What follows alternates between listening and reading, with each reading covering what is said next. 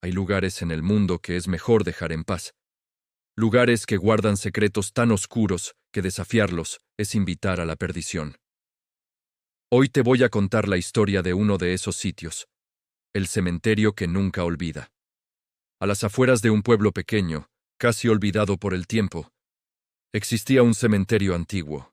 Durante el día, era un lugar melancólico, pero al caer la noche, se transformaba en la pesadilla de todos. La gente decía que sus lápidas no solo guardaban cuerpos, sino también los secretos más oscuros de quienes allí descansaban. Nadie sabía quién lo había construido ni desde cuándo estaba allí, pero la maleza crecida y las sombras danzantes hacían que cada paso dentro de sus límites se sintiera como un terrible error. Una noche, un grupo de jóvenes valientes, o quizás imprudentes, decidieron desafiar la leyenda. Su plan era simple: grabar un video para demostrar que el cementerio no era más que un montón de piedras viejas y cuentos de viejas. Armados con linternas y cámaras, se adentraron entre las tumbas cubiertas de musgo, riendo y bromeando, sintiéndose invencibles. Al principio todo parecía normal. El viento susurraba entre las ramas secas y el ulular de un búho a lo lejos era la única banda sonora. Pero a medida que se adentraban, algo empezó a sentirse mal. Una sensación extraña, como si el aire se hubiera vuelto más denso, más frío. Notaron que las lápidas parecían haberse movido, formando pasillos y senderos que jurarían no estaban allí antes. Miguel, el líder del grupo, se acercó a una tumba particularmente antigua, sin nombre, erosionada por el paso de los siglos. Impulsado por una extraña curiosidad, extendió la mano y tocó la piedra helada. En ese instante, un susurro gélido le erizó la piel, una voz que parecía nacer de la propia tumba. No debiste venir. El grupo se quedó paralizado. El silencio se hizo pesado, solo interrumpido por el latido acelerado de sus corazones. Al principio, intentaron convencerse de que era una broma, el viento jugando una mala pasada. Pero la voz se repitió, esta vez más clara, más cerca, como si alguien les hablara directamente al oído. Miraron a su alrededor, barriendo el lugar con las luces de sus linternas, y entonces las vieron. Sombras. Sombras que no pertenecían a los árboles ni a las lápidas. Figuras alargadas y retorcidas que los observaban desde cada rincón oscuro del cementerio. El pánico se apoderó de ellos.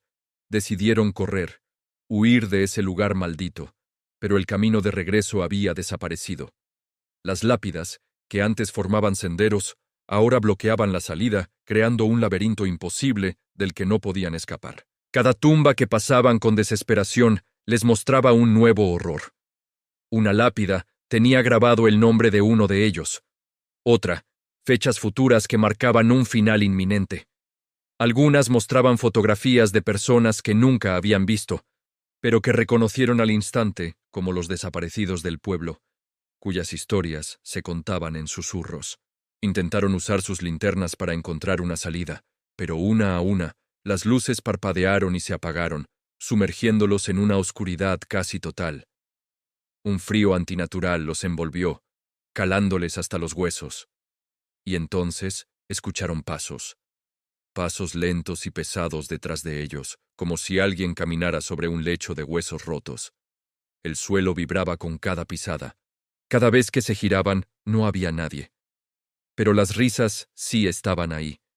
Risas suaves, distorsionadas y crueles, como si los muertos disfrutaran de su terror.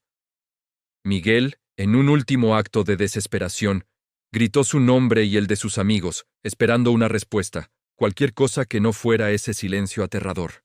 Y la respuesta llegó. Una voz profunda y cavernosa resonó en todo el cementerio, una voz que parecía venir de todas las tumbas a la vez. Este es nuestro hogar, y ustedes son parte de él ahora. El caos fue absoluto. Corrieron sin rumbo, tropezando en la oscuridad, pero el laberinto de tumbas parecía multiplicarse, encerrándolos cada vez más. Una a una, las sombras comenzaron a tomar forma. Figuras con rostros descompuestos y cuencas vacías en lugar de ojos estirando sus manos huesudas hacia ellos.